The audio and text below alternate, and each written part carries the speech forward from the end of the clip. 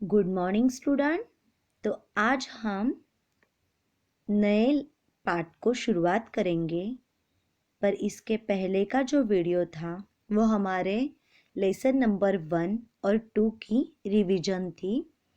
तो वो बहुत अच्छे तरीके से आपको समझ में आई होगी। पर अभी हमें क्या करना है? अभी हमें नया लेसन स्टार्ट करना है। पाठ क्रमांक 3, नादान दोस्त। छात्रों, इस पाठ का नाम सुनते ही आपको भी अपने अपने दोस्तों की याद आई होगी, है ना? बहुत दिन हुए, सब लोग घर पे बैठे हैं, किसी को नहीं मिल रहे हैं, है ना? ज़रूर आपको भी अभी सारे दोस्तों की याद आती होगी, क्योंकि हमारे पाठ का नाम ही नादान दोस्त है। दोस्त शब्द से थोड़ा सा माइंड फ्रेश हुआ होगा ना आपका? सारे दोस्त जो याद आए होंगे। ठीक है, देखो यहाँ पे, पर इस पाठ को इस प्रकार नाम क्यों दिया होगा, यह तो हम पाठ से जानेंगे। यह हमारे वसंत भाग 1 इस पाठ्य पुस्तक से पाठ क्रमांक 3 है, जो हम यहाँ पढ़ने वाले हैं। इस पाठ को पढ़ने से पहले हम इस पाठ के लेखक के बारे में भी जानेंगे। देखो, नादान दोस्त, इस सामने वाले पिक्चर में तो आप देख रहे होंगे कि एक लड़का, एक लड़की और दो चिड़िया है, और उस चिड़िया के अंडे भी है ना? यही पिक्चर है ना आपके सामने? तो क्या क्या आया होगा ना आपके माइंड में? अरे क्या स्टोरी होगी इसमें? बहुत ही मस्त स्टोरी है। नादान दोस्त इस पाठ में क्या है और क्या नहीं, ये हम आगे जानेंगे। पर इसके पहले इस पाठ के जो लेखक है, कौन है? देखो, लेखक प्रेमचंद, मुंशी प्रेमचंद इनका नाम है। इन्होंने इस पाठ में क्या क्या बताया है, क्या क्या नहीं, ये सब हम जानेंगे। पर उसके पहले उनका खुद परिचय हम लेते हैं। मुंशी प्रेमचंद का जीवन परिचय, साहित्यिक परिचय, कवि परिचय एवं भाषा शैली और उनकी प्रमुख रचनाएं एवं कृतियाँ। मुंशी प्रेमचंद का जीवन परिचय एवं साहित्यिक परिचय नीचे दिया गया है। देखो, इनका जन्म और मृत्यु तो आप सामने देख ही रहे हो। जन्म स्थान लम्ही ग्राम, वाराणसी, ग्राम यानी गांव में। इनके उपन्यास कौन से हैं ये भी बताए हैं यहाँ पे। सेवा सदन, निर्मला, रंगभूमि, कर्मभूमि, गबन और गोदान। कहानियों का विशाल संग्रह 8 भागों में मानसरोवर नाम से प्रकाशित है, जिसमें लगभग 300 कहानियां संकलित है। करबला, संग्राम और प्रेम की वेदी उनके नाटक है। निबंध कुछ विचार नाम से प्रकाशित है। गोदान हिंदी का एक श्रेष्ठ उपन्यास है। यहाँ तक तो इनकी थोड़ी सी जानकारी हमने ली है कि मुंशी प्रेमचंद जी क्या है।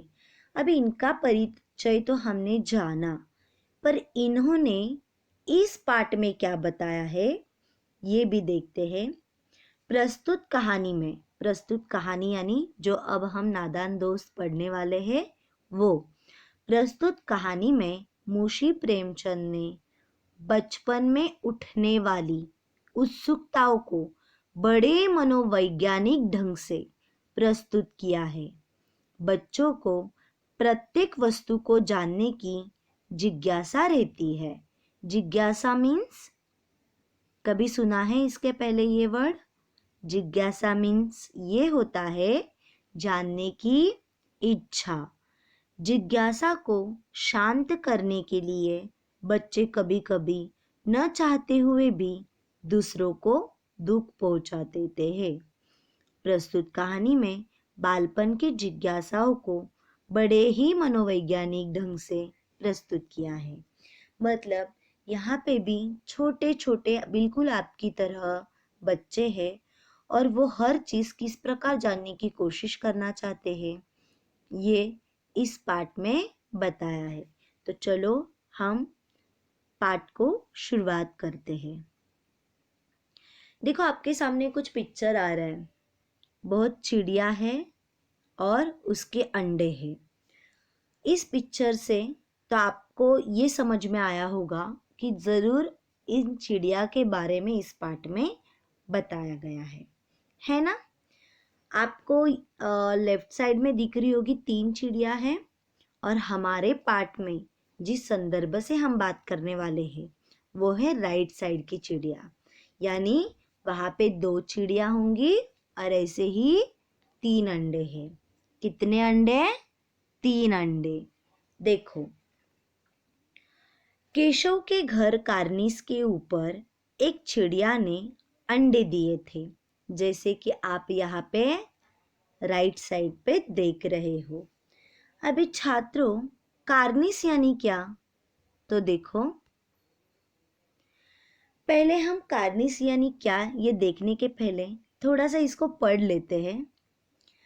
केशव के घर कार्निस के ऊपर एक चिड़िया ने अंडे दिए थे। केशव और उसकी बहन श्यामा दोनों बड़े ध्यान से चिड़िया को वहां आते जाते देखा करती। सवेरे दोनों आंखें मलते कार्निस के सामने पहुंच जाते और चिड़ा और चिड़िया दोनों को वहां बैठा पाते। उनको देखने में दोनों बच्चों को न मालूम क्या मज़ा मिलता। दूध और जलेबी की सूध भी न रहती। दोनों के दिल में तरह तरह के सवाल उठते। अंडे कितने बड़े होंगे? किस रंग के होंगे? कितने होंगे? क्या खाते होंगे? उनमें से बच्चे किस तरह निकल आएंगे? बच्चों के पर कैसे निकलेंगे? घोंसला कैसा है? लेकिन इन बातों का जवाब देने वाला कोई नहीं। न अम्मा को घर के काम धंधों से फुर्सत थी, न बाबूजी को पढ़ने लिखने से। दोनों बच्चे आपस ही में सवाल जवाब करके अपने दिल को तसल्ली दे लिया करते। देखो यहाँ पे हमारा पाठ जो है उसी में से कुछ सेंटेंस है जो हम पाठ स्टार्ट कर रहे हैं वही है। तो यहाँ पे क्या बताने की कोशिश कर रहे हैं देखते चलो। देखो, आपके सामने 2 चिड़िया हैं और उसके सामने चिड़िया का घोंसला है और वहां पे 3 अंडे दिखाई दे रहे हैं। ऐसे कुछ दिखाई दे रहा है ना आपको? हाँ, तो देखो क्या है। जैसे हमें यहाँ पे बताया था कि केशव के घर कार्निस के ऊपर चिड़िया ने अंडे दिए थे, तो बिल्कुल इसी तरह ये जो केशव का घर है उसके ऊपर 2 चिड़िया बैठती थी और वहां पे इन दोनों ने क्या किए थे? अंडे दिए हुए थे। केशव और उसकी बहन क्या करती? जो श्यामा, केशव की बहन कौन थी? श्यामा। वो दोनों क्या करते? बड़े ध्यान से चिड़िया को वहां आते जाते देखते रहते कि चिड़िया यहाँ बार बार क्यों आती होगी, ये देखते थे। सवेरे दोनों आंखें मलते कार्निस के सामने पहुंच जाते और चिड़ा और चिड़िया दोनों को वहां बैठा पाते।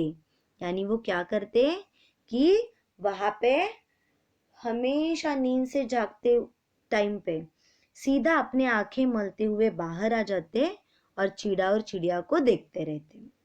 यहाँ पे आपको मैंने कार्निस का मतलब स्पष्ट किया है। दीवार का सबसे ऊपरी भाग जो होता है, जो थोड़ा सा बाहर निकला हुआ उसका हिस्सा होता है, उसे हम कार्निस कहते हैं।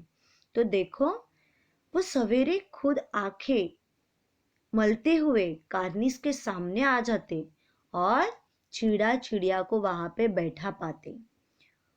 उनको देखने में दोनों बच्चों को न मालूम क्या मजा आता। वो इतना उनको उन दो चिड़िया को देख के इतने ही मजे से ये होते।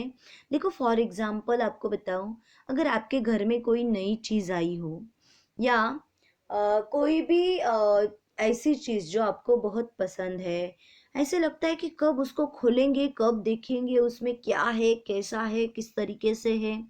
बिल्कुल इन चिड़िया को बार बार वहां जब चिड़िया आने लगी ना, तब ये दोनों भी वैसे ही उनको देखने के लिए तरसते। फिर उनको बहुत सारे सवाल आ जाते कि उनको देखते ही बच्चों को न मालूम क्या मजा मिलता।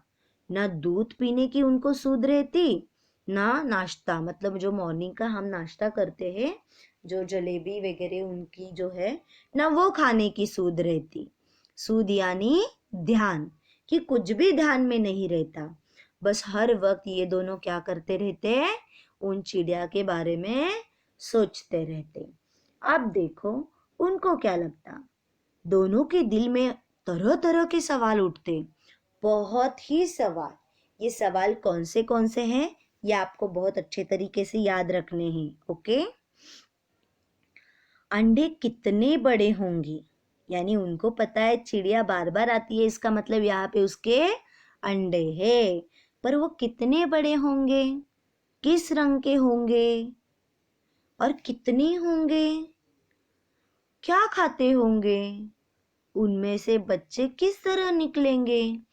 क्योंकि अगर अंडे को देखा जाए, सारे पूरे पूरा की पूरा ओवल जो शेप है उसका पूरा पैक, ना कि कहीं भी टूटा हुआ, तो बच्चे कहाँ से आएंगे। वो तो उनका सवाल जायज था ना, उनको पता नहीं था।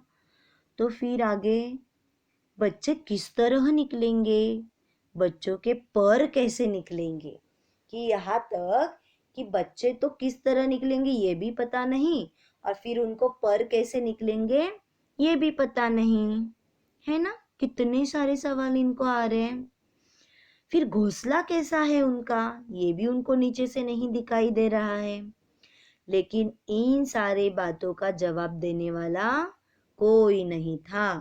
यानी ये बेचारे दो भाई बहन केशव और श्यामा हमेशा ये बातें देखते रहते, पर उनके मन में जो कुछ सवाल थे वो उसका जवाब कौन देगा। देखो यहाँ पे बिल्कुल ऐसी चिड़िया आती जाती और इस अंडों की तरफ जाके बैठती। यहाँ पे भी हमें दिख रहे कि अंडे कितने हैं, 3 है। बार बार मैं वही सवाल कर रही हूँ आपको, क्योंकि आपको वो ध्यान में रखना है। देखो आगे क्या बताया था उन्होंने, कि इनके सवालों का जवाब देने वाला कोई नहीं है। क्यों, न अम्मा को घर के काम धंधों से फुर्सत थी और ना बाबूजी को पढ़ने लिखने से। दोनों बच्चे आपस ही में सवाल जवाब करके अपने दिल को तसल्ली दिया लेते। अभी तसल्ली यानी मैंने पहले ही स्लाइड में आपको क्लियर किया था, वहां पे लिख के मेंशन किया था कि तसल्ली यानी दिलासा। देखो इस पिक्चर को देख के आपको भी कुछ समझ में आ रहा होगा कि कभी कभी हमें भी बहुत सारे सवाल आते हैं, पर हमारे घर में भी हमेशा ऐसे नहीं होता है, पर कभी कभी होता है कि बहुत ही हम जब मम्मी पापा को तंग करने लगते हैं, तो एक तो वो अपने काम में होते और हमें कहते हैं जाओ अभी वक्त नहीं है, बाद में बताता हूँ। कोई भी आपकी उलझन हो उसे, ऐसे सवालों के जवाब तो हमें भी घर पे बहुत मिलते हैं, है ना। तो केशव और श्यामा के साथ भी ऐसे ही होता। अगर इन चिड़िया के बारे में पूछने के लिए जाए तो उनके मम्मी को यानी उनकी जो अम्मा है उनको भी टाइम नहीं रहता, और उनके जो पिताजी है वो भी अपने काम में व्यस्त रहते, है ना। तो आगे देखो क्या कहा है कि फिर ये दोनों भाई बहन हमेशा एक दूसरे के साथ बात करते रहते हैं। क्या करते हैं, देखो श्यामा कहती, क्यों भैया बच्चे निकलकर फुर से उड़ जाएंगे। यानी सबसे पहले श्यामा को क्वेश्चन आया कि जब अंडों से बच्चे बाहर आएंगे तो तुरंत उड़ जाएंगे। केशव बहुत विद्वानों जैसे गर्व से कहता है, नहीं रे पगली, पहले पर निकलेंगे पर यानी पंख। पहले क्या निकलेंगे? पर निकलेंगे। बगैर परों के बेचारे कैसे उड़ेगी? बराबर है ना। उनको ऐसे लगता है कि पहले तो पर निकलने वाले हैं और पर निकलने के बाद ही वो उड़ने वाली है। फिर श्यामा कहती है, बच्चों को क्या खिलाएगी बेचारी? अभी उनके खाने पीने की भी इनको चिंता होने लगी है। देखो किस प्रकार केशव इस पेचीदा सवाल का जवाब कुछ न दे सकता था। अभी ये पेचीदा सवाल यानी क्या है? इसका मतलब कठिन, मुश्किल सवाल। पेचीदा यानी कठिन, मुश्किल सवाल का जवाब तो अभी केशव के पास था ही नहीं। इस तरह 3-4 दिन गुजर गए। दोनों बच्चों की जिज्ञासा दिन न दिन बढ़ती जाती थी। अंडों को देखने के लिए वे अधीर हो उठते थे। अधीर यानी क्या है? उतावले, कि उनको अब कंट्रोल ही नहीं हो रहा था उसको देखे बगैर। उन्होंने लगाया। अनुमान यानी अंदाजा। अनुमान लगाया कि जब जरूर बच्चे अब निकले होंगे ना। बच्चों के चारी का सवाल अब उनके मन में और उनके सामने आ खड़ा हुआ। चिड़िया बेचारी इतना दाना कहाँ पाएगी? सारे बच्चों का पेट भरे। गरीब बच्चे भूख के मारे चू चू करेंगे, मर जाएंगे। इस मुसीबत की अंदाजा करके दोनों घबरा उठे और दोनों ने फैसला किया कि कार्निस पर थोड़ा सा दाना रख दिया जाए। श्यामा खुश होकर बोली, तब तो चिड़िया को चारे के लिए कहीं उड़कर न जाना पड़ेगा। केशव बोला, नहीं, तब क्यों जाएगी? फिर श्यामा, क्यों भैया, बच्चों को धूप न लगती होगी? देखो यहाँ तक पढ़ने के बाद तो अब तो उनके मन में इतने सारे सवाल आए कि बस रे बस, एक के बाद एक सवाल ही उनके मन में आते जा रहे हैं। सबसे पहले तो अंडों के बारे में, अब उन अंडों को लेके चिड़िया के बारे में भी। फिर वो बच्चे निकल के फुर से उड़ जाएंगे क्या? केशव बोल रहा है नहीं, उनको पहले पर आएंगे फिर उड़ेंगे। फिर वो बच्चों को क्या खिलाएगी, ये चिंता उनको सता रही है। फिर इसका जवाब तो केशव के पास भी नहीं था। फिर वो बहुत ही अधीर हो उठते हैं। अभी बच्चे निकले होंगे, ये उन्होंने अपने मन में ही अंदाजा लगा लिया। अब बच्चे अगर निकले होंगे तो क्या खाएंगे, क्या पिएंगे, ये तो बहुत बड़ी मुसीबत है। ये सारी अब बातें उनको सताने लगी। बल्कि यहाँ पे देखो, ये चिड़िया हमेशा वहां पे आती जाती और ये बच्चे उन चिड़िया को देखते रहते, उन्हीं चिड़िया के बारे में सोचते रहते और उन्हीं अंडों के बारे में सोचते रहते। अभी देखो ये दोनों एक दूसरे के साथ बात कर रहे हैं। यही बात जो अभी हम कह रहे हैं कि वो एक दूसरे के साथ हमेशा चिड़िया के बारे में बातें करते रहते, उनके अंडों के बारे में बातें करते रहते, है ना। और हमेशा केशव श्यामा को समझाता रहता कि किस प्रकार हमें सारी बातों पे ध्यान देना है ना। केशव का ध्यान हर तकलीफ के पास तो नहीं गया। अभी जब श्यामा ने पूछा था कि क्यों इसको धूप नहीं लगती, तो फिर केशव इस पे थोड़ा सोच में तो जरूर डूबा था, पर वो बहुत तरकीबें सोचने लगा। देखो क्या, केशव का ध्यान इस तकलीफ की तरफ न गया था। यानी कौन सी तकलीफ की तरफ? जो श्यामा ने उसको पूछा था, क्यों भैया बच्चों को धूप न लगती होगी, इसी की तरफ। फिर इस तकलीफ की तरफ ध्यान तो नहीं गया। फिर भी वो बोला, क्या बोला? जरूर तकलीफ हो रही होगी, बेचारे प्यास के मारे तड़पते होंगे, ऊपर छाया भी तो नहीं। देखो, केशव को भी इस बारे में अभी बहुत परेशानी होने लगी कि सच में इनको धूप लगती होगी। अभी ये बहुत बेचारे प्यास के मारे अब तड़पते होंगे, अब उन पर छाया भी तो कोई नहीं है, अब क्या करें। आखिर वही फैसला हुआ कि घोंसले के ऊपर कपड़े की छत बना देनी चाहिए। वो दोनों मिलके क्या सोचते हैं, अभी कपड़े की क्या करनी चाहिए है, हमें उस पे छत बनानी चाहिए। पर कैसे? देखो, पानी की प्याली और थोड़े से चावल रख देने का प्रस्ताव भी स्वीकृत हो गया।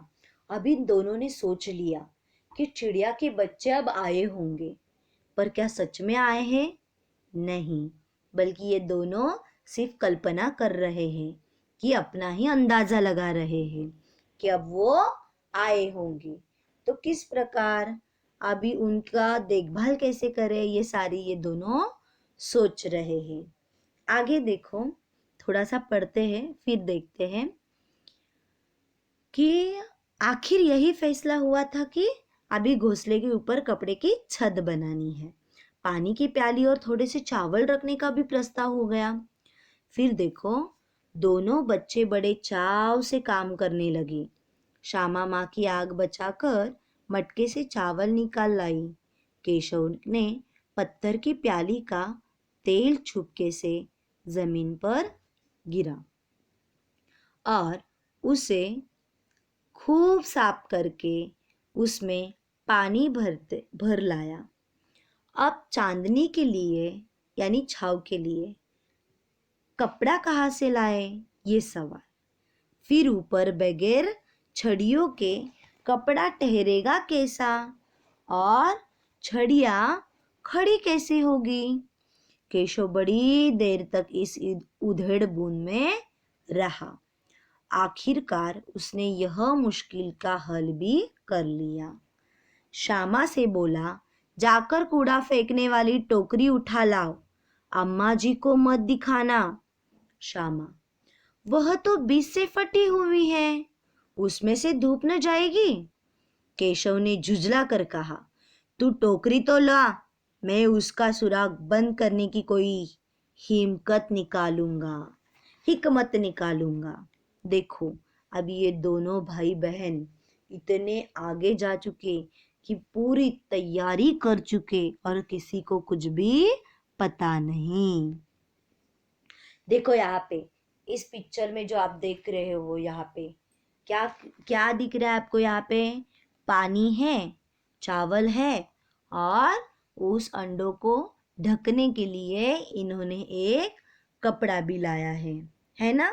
ये सारी इनकी कल्पनाएं हैं, यानी ये आप सब कुछ जो आप पिक्चर में देख रहे हो ये आगे जाके करने वाले हैं।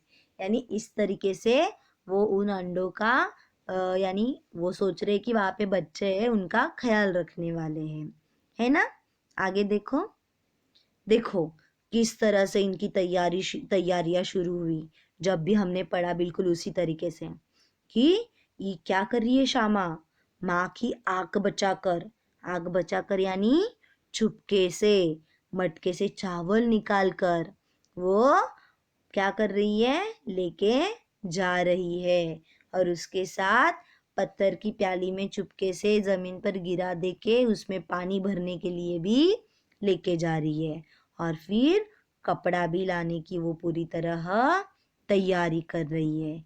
पर अगर वो ऊपर छड़ियों से कपड़ा ठहरेगा कैसा, इसका अभी तक वो काम करना बाकी था। देखो कैसे, यहाँ पे देखो किस तरह से उन्होंने पूरी तैयारी की है।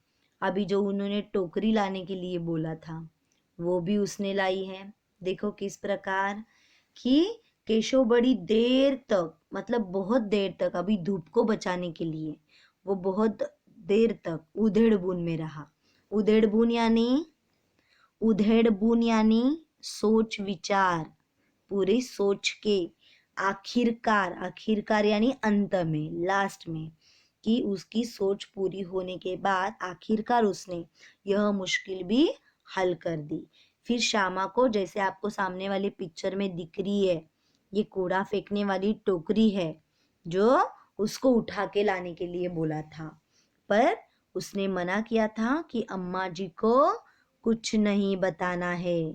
हाँ, तो क्या कर रहा है वो आगे श्यामा? फिर उसको बोलती है, वह तो बीच से फटी हुई है, उसमें से धूप न जाएगी। यानी श्यामा को क्या लग रहा है कि टोकरी तो क्या हुई है, बीच में से फटी हुई है, क्या अभी उसमें से धूप नहीं जाएगी क्या? जाएगी ना। अब क्या करेंगे बेचारे? फिर क्या किया, केशव ने झुझलाकर उसको बोल दिया कि तू टोकरी ले आ। और जिस प्रकार आप सामने वाले पिक्चर में देख रहे हो, क्या किया था, श्यामा ने जाके चुपके से टोकरी ले आई। अभी ये दोनों जो कर रहे हैं, इनके घर वाले को तो कुछ नहीं पता, न अम्मी को पता है न पापा को पता है। इन्होंने टोकरी भी लाई, और जिस प्रकार आप इस पिक्चर में देख रहे हो ना कि उसके बीच में छेद है, तो उसने क्या किया है देखो वहां पे क्या कह रहे हैं, तो पहले देखो। केशव ने झुझला कर कहा था कि तू टोकरी तो ला, मैं उसका सुराख, सुराख यानी जो भी छेद है उसको वो बंद करने की हिकमत भी निकालूंगा। हिकमत यानी उपाय। श्यामा दौड़कर टोकरी उठा लाई, जिस प्रकार आप देख रहे हो। केशव ने क्या किया, फिर उसके सुराख में थोड़ा सा कागज ठूस दिया और तब टोकरी को एक टहनी से टिका कर बोला, देख, ऐसे ही घोंसले पर उसकी आड़ कर दूंगा, तब कैसे छुप जाएगी? श्यामा ने दिल में सोचा, भैया कितने चालाक है, ऐसे उसने सोच लिया। देखो तो यहाँ पे तो श्यामा ने सोच ही लिया था कि वो अपने दिल में ही सोच रही थी कि भैया कितने चालाक है ना। ये तो उसने सोच ही लिया था कि भैया का दिमाग कितना चल रहा है ना। ये दोनों मिलके किस किस तरीके का प्रयास कर रहे थे, ये आपने तो देखा। अभी आगे देखो क्या हो रहा था। गर्मी के दिन थे, बाबूजी दफ्तर गए हुए थे, यानी काम पे। अम्मा दोनों बच्चों को कमरे में सुलाकर खुद सो गई थी, लेकिन बच्चों की आंखों में आज नींद कहाँ। अम्मा जी को बहलाने के लिए दोनों दम रोके आंखें बंद किए मौके का इंतजार कर रहे थे।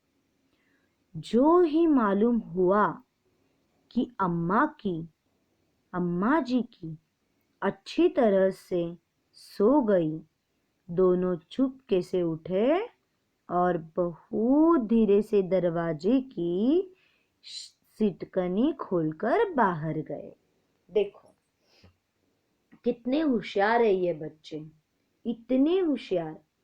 अबे ये किस्सा सुन के तो आपको भी कभी कभी कुछ आपने ऐसे किया है क्या? कुछ याद आ रहा है कि कभी कभी हमें ऐसे लगता है कि मम्मी जबरदस्ती से सुलाने की कोशिश कर रही है, पर हमें नींद नहीं आ रही होती, क्योंकि हमारे माइंड में तो कुछ और ही चालू रहता है। कभी कभी पेरेंट्स हमें बोलते हैं, फॉर एग्जाम्पल मैं आपको बताती हूँ कि टीवी नहीं देखना है, थोड़ी देर सो जाना है, आराम करना है। हम क्या करते हैं कि हमें अगर टीवी देखना ही है, अगर मम्मी सो रही है, तो जब तक मम्मी की नींद नहीं लगती तब तक हम चुप बैठते हैं। जब नींद लग जाए तो धीरे से जाके टीवी चालू कर देते हैं और आवाज कम रखते हैं। कभी कभी ऐसे किया आपने?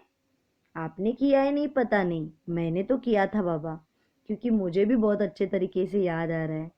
आपने भी ज़रूर कुछ ना कुछ ऐसी बातें की होगी, क्योंकि हमेशा कभी कभी टीवी की आवाज़ से नींद नहीं आती थी, मेरे मम्मी को, तो मैं भी टीवी धीरे आवाज में चालू कर देती जब उनकी नींद लग जाती। ये तो बचपन की शरारतें सबके होती ही है, आपने भी बिल्कुल किए होंगे। पर इसके पीछे बड़ों का बहुत अच्छा रीजन रहता है, पर उस टाइम पे हमें वो पता नहीं होता है। हम तो अपने ही सवाले में उलझे रहते हैं, जैसे कि ये बच्चे। ज्यादा देर टीवी नहीं देखना, ये जब हम कहते बच्चों, बच्चे तो छोटे, उनको नहीं पता क्यों नहीं देखना। ज्यादा टीवी देखने से दिमाग भी कभी कभी चढ़ जाता है, आंखें दुखने लगती हैं। ये सारी बातें तो बच्चों को थोड़ी ना पता होता है, नहीं पता होती। वो तो बेचारे, उनको जहाँ पे इंटरेस्ट है वो वही करेंगे और वही करने की कोशिश करेंगे। ऐसे ही होते हैं, है ना। आप भी कुछ वैसे ही है। ये दो बच्चे जो हमारे हैं, केशव और श्यामा, ये भी कुछ ऐसे ही कर रहे हैं। उनकी अम्मी भी क्या कर रही है, दोपहर का समय था और बहुत गर्मी के दिन है। गर्मी के दिन में तो बाहर छोड़ने वाले नहीं है खेलने के लिए, और उनके बाबूजी जो उनके पापा जी है वो भी घर पे नहीं है। अभी ये अम्मी जी तो उनके दोनों बच्चों को, इन दो बच्चों को लेके गई सुलाने के लिए और खुद भी सो गई। पर ये दो बच्चे कहाँ सोएंगे, क्यों नहीं इनको नींद लग रही थी, ये तो आपको भी पता है, क्योंकि इनके माइंड में दिन रात बस एक ही बात रहती, चिड़िया और उसके बच्चे, है ना। पर अभी अम्मी जी को बहलाने के लिए, यानी अम्मी जी को सच में नींद लगने टाइम तक कि वो वहां पे सो जाते हैं, पर अभी बाद में उन दोनों को नहीं कंट्रोल होता। वो क्या करते देखो, दोनों दम रोके आंखें बंद किए, यानी सोने का नाटक कर रहे थे। कितनी मजा देखो यहाँ पे, कि वो बस एक मौके का इंतजार कर रहे थे कि कभी अम्मी सो जाएगी और कब ये दोनों यहाँ से भाग के फिर से वहां जाएंगे, क्योंकि इन्होंने पूरा प्लान बनाया था कि क्या क्या करना है, जो अभी हमने देखा। याद आ रहा है ना, अभी तो पढ़ाया क्या, कि ऊपर उनको पानी रखना था, बच्चों के लिए दाना रखना था, उनको छाव करनी थी। ये सारा प्लानिंग उन्होंने करके रखा था। सिर्फ ये क्या देखना रहते कि कब अम्मी सोती है और कब इस प्लान को हम अंजाम देते हैं। बस इनकी यही सोच उनके माइंड में हो रही थी। अब जिस इंतजार का मौका वो कर रहे थे, आखिर वो इंतजार उनका अभी खत्म ही होने वाला था। जो ही मालूम हुआ कि अम्मा जी अच्छी तरह से सो गई, दोनों चुपके से उठे और बहुत धीरे से दरवाजे की सिटकनी खोलकर बाहर आ गए। देखो क्या करने लगी। जैसे ही बाहर निकल आए तो अंडों की हिफाजत की तैयारियां होने लगी। केशव कमरे से एक स्टूल उठा लाया, जिस प्रकार आप सामने पिक्चर में देख रहे हो कि वो किस तरह खड़ा है, कि एक स्टूल उठा लाया। लेकिन जब उससे काम न चला तो उसने क्या किया देखो, नहाने की चौकी लाकर स्टूल के नीचे रखी और डरते डरते स्टूल पर चढ़ गया। देखो क्या किया रे उसने। अभी अम्मी तो सो गई, दोनों धीरे से दरवाजे की सिटकनी खोलकर बाहर भी आ गए और दोनों ने जो प्लान किया था उसको अंजाम देने के लिए शुरुआत किया। जैसे वो बाहर निकले, अंडों की हिफाजत की तैयारियां होने लगी कि किस प्रकार हमें अभी अंडों की हिफाजत करनी है। फिर देखो, केशव कमरे से एक स्टूल उठा लाया। फिर केशव ने खुद एक स्टूल ले लिया, लेकिन उसने स्टूल पे चढ़ के देखा तो उसका हाथ ऊपर तक नहीं जा रहा था। अब क्या करे। फिर उसने नहाने की चौकी उठा कर ले आया, जिस पे बैठकर हम नहाते हैं। उसे हम स्टूल कहते हैं। तो छोटा वाला हमारा जो स्टूल रहता है वो नहाने का, उसने वो लाया। फिर उस पर वो चढ़ गया। स्टूल के ऊपर स्टूल उसने बड़ा वाला रखा और उस पे चढ़ के उसने क्या किया कि ऊपर कार्निस पे हाथ रख दिया। फिर देखो श्यामा दोनों हाथों से स्टूल पकड़े हुए थी। स्टूल चारों टांगे बराबर न होने के कारण जिस तरफ ज्यादा दबाव पाता था जरा सा हिल जाता था। उस वक्त केशव को कितनी तकलीफ उठानी पड़ती थी यह उसी का दिल जानता था। दोनों हाथों से कार्निस पकड़ लेता और श्यामा को दबी आवाज में डांटता, अच्छी तरह पकड़ वरना उतर कर बहुत मारूंगा। मगर बेचारी श्यामा का दिल तो ऊपर कार्निस पर ही था। बार बार उसका ध्यान ऊपर चला जाता और हाथ ढीले पड़ जाते। देखो बेचारी कार्निस श्यामा भी तो क्या करती है ना, उस बिचारी को भी तो अंडे देखने थे। अभी स्टूल पे ते केशव अकेला चढ़ा था। देखो इनकी माँ अंदर सोई है और ये दो बच्चे क्या कर रहे हैं। अभी स्टूल तो लाया था इसने, फिर श्यामा को उसने क्या बोल दिया कि वो दोनों हाथों से उसने स्टूल पकड़ने के लिए कहा और फिर स्टूल की टांगे बराबर नहीं थी, यानी थोड़ी सी ऊपर नीचे, इसलिए स्टूल थोड़ा हिलता था। जिस तरफ उसका वेट ज्यादा हो जाता यानी दबाव ज्यादा हो जाता उस तरफ वो जरा सा हिल जाता। उस वक्त केशव उसको बहुत तकलीफ होती क्योंकि इतने ऊपर चढ़ने के बाद वो डर तो मन में सबके रहता है कि यहाँ से गिर ना जाऊं, गिरेगा तो क्या होगा। तो इसलिए केशव भी डर रहा था जिस टाइम पे वो स्टूल हिलता था। फिर वो ऊपर से श्यामा को धीरे से दबी हुई आवाज में, यानी एक उसको लगता अगर जोर से बोलूंगा तो बच्चे उठ जाएंगे, इसलिए वो एकदम से दबी आवाज में श्यामा को कहता स्टूल को ठीक से पकड़ने के लिए। पर बिचारी क्या करती, एक तो भैया ने ऊपर सब कुछ देख लिया था अंडे, पर उसको भी देखना था, उसको भी ये देखना था कि सच में ऊपर क्या है, बच्चे निकल के आए या नहीं आए या अंडे वैसे की वैसे थे। वो पकड़ी तो स्टूल थी पर उसका पूरा ध्यान कहाँ था, कार्निस के ऊपर ही था। क्या करती बिचारी, और जैसे ही उसका ध्यान ऊपर चला जाता तो उसके हाथ की पकड़ कैसे हो जाती, ढीले हो जाती। देखो आगे हम देखते हैं जिस प्रकार दिखाया है। यहाँ पे देखो कि केशव किस प्रकार ऊपर चढ़ा है और ऊपर की सारी प्रोसेस वो देख रहा है कि क्या है ऊपर क्या नहीं। जैसे ही उसने ऊपर हाथ डाले तो चिड़िया तो वहां पे नहीं थी, पर उसको वो ऊपर अभी तक पहुंचने की कोशिश कर रहा है कि कहाँ तक वो ऊपर कार्निस तक हाथ रखे, उसको ठीक से पकड़ा खड़ा रहे, फिर जाके वो आगे की पूरी तैयारी करने वाला था। और यहाँ पे देखो बिचारी श्यामा, वो तो छोटी सी थी, भैया उसके बड़े थे इसलिए ऊपर चढ़े थे, पर ये छोटी होने के कारण उसको तो कुछ भी नहीं दिखाई देता। बेचारी स्टूल तो पकड़े खड़ी रहती, पर सिर्फ स्टूल पकड़ने से क्या होगा, उसका पूरा ध्यान ऊपर था, इसलिए बेचारा वो स्टूल भी हिल जाता है ना। कितना मजा आ रहा है ना ये सारा देखते हुए।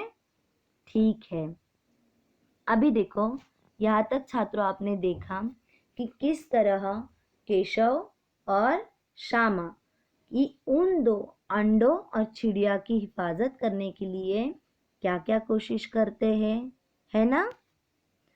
अब छात्रों यहाँ पे हम रुकेंगे, तो रुकने के पहले एक बार थोड़ा सा मैं बताती हूँ आपको कि एक पॉइंट्स के रूप में कि हमें क्या क्या याद रखना है।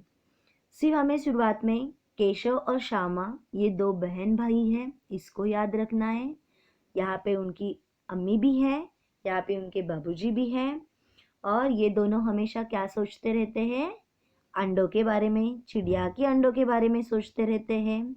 चिड़िया के अंडे कितने थे, तो चिड़िया के अंडे 3 थे और इन अंडों की हिफाजत करना, इनके बारे में ये सोचते रहते। वो किस प्रकार करना, किस प्रकार नहीं करना, अंडे किस प्रकार के थे, उनको जो जो सवाल आए वो सारे सवाल आपको ठीक से याद रखने हैं। और रही बात, उन्होंने अंडों की हिफाजत करने के लिए क्या क्या कोशिश की, ये तो आप अच्छी तरह से जानते हो कि उन चिड़िया को धूप ना लगे इसके लिए क्या किया, उनके खाने पीने के लिए उन्होंने क्या क्या किया, किस तरह से सारी बातें मुश्किल होकर भी हर मुश्किलों पे हल उन्होंने कैसे किया, यानी हर हिकमत पे उन्होंने, हिकमत यानी हर उपाय उन्होंने वहां पे करने की किस तरह कोशिश की, ये सारी बातें हमें इस पाठ से समझ में आ रही है। देखो इतने छोटे 2 बच्चे पर हिम्मत कितने कर रहे हैं, ये सारी बातें। पर ये सब करके भी आगे क्या क्या हुआ होगा, क्या नहीं, ये सब हम हमारे अगले वीडियो में ज़रूर देखेंगे। यहाँ तक तो आधी स्टोरी हम ख़त्म करते हैं और बाकी बचा हुआ जो लेसन है हम नेक्स्ट वीडियो में उसको ज़रूर देखेंगे। तब तक छात्रों धन्यवाद।